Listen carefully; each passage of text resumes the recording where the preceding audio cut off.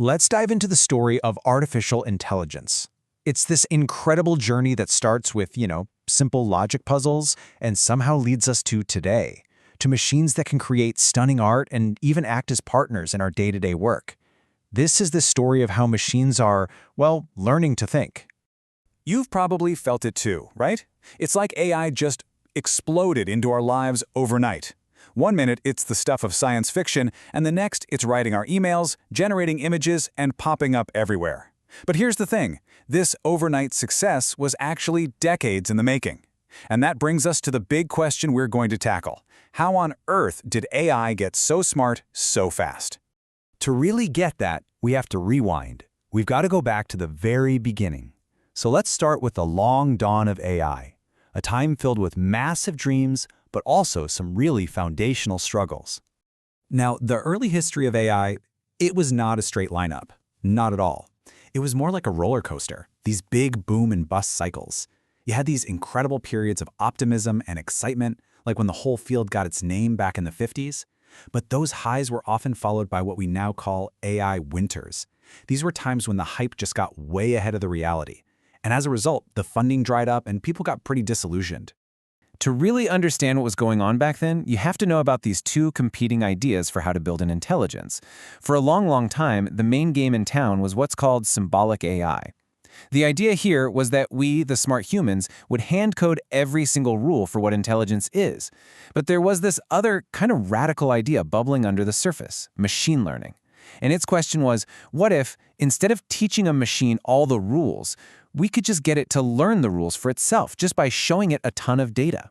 And this old-school rules-based approach, it had some pretty impressive results for its time. There was a system called ELIZA that could simulate a conversation so well that some people actually thought it was a real thinking being. But they all shared this one fatal flaw. They were brittle. As soon as you gave them a situation that didn't perfectly match a rule some programmer had written, they just broke. And this created a massive bottleneck. It's just impossible to manually write down all the rules for what it means to be truly intelligent. And then, everything changed. That machine learning idea, the one that had been kind of simmering in the background for decades, it finally got its moment. And it was the spark that ignited what we now call the deep learning revolution, the very boom we're all living through right now.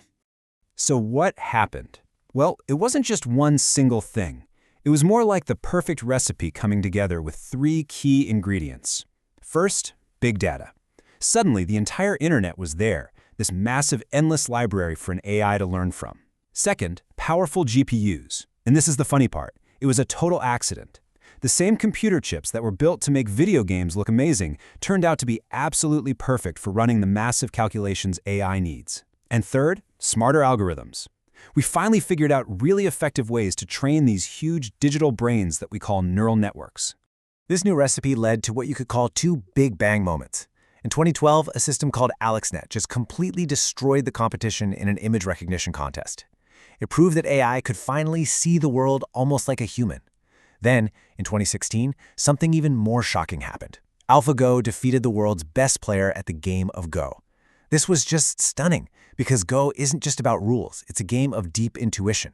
And it showed that AI can now learn strategies that no human had ever even thought of. A brand new era had started. Which, of course, brings us to today. Right now, we are smack in the middle of the age of generative AI. Systems that don't just analyze information, they create it. And we're already on the verge of the next big step, agentic systems that can actually do things for us.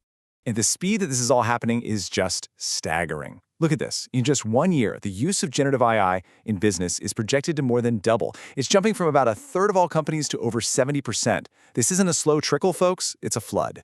And this is where it's all headed next.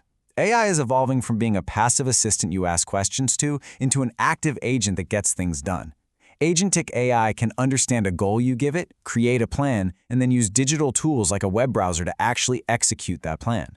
Think about it like this. It's the difference between asking an AI for a good recipe and having that AI order the groceries and preheat your oven for you. And at the exact same time, this tech is getting crazy efficient.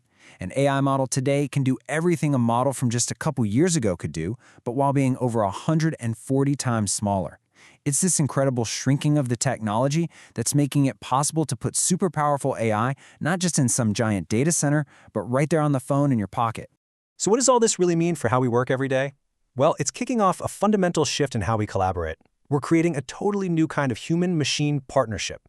Researchers are starting to see a few different models for this partnership pop up. The first one is called the centaur, and just like the mythical creature, it's half human, half horse. There's a really clear division of labor. The human head provides the big picture strategy and the final expert judgment, while the AI horse does all the heavy lifting, the research, the data analysis, the first drafts. Okay, then you've got the cyborg model. And here, that clear line between the human and the machine, it gets really blurry. It's more like this constant, super fast back and forth dance. You write a sentence, the AI suggests a better way to finish it. It spits out an idea, you refine it. This kind of seamless fusion can unlock some absolutely incredible creativity and new ideas. And finally, there's the self-automator. This is where you just hand off entire tasks to an AI with pretty minimal oversight. You know, things like managing your schedule or summarizing all your meeting notes. It's fantastic for efficiency, but it does require a lot of trust because this is the model that's most at risk when the AI makes a mistake or has one of those famous hallucinations.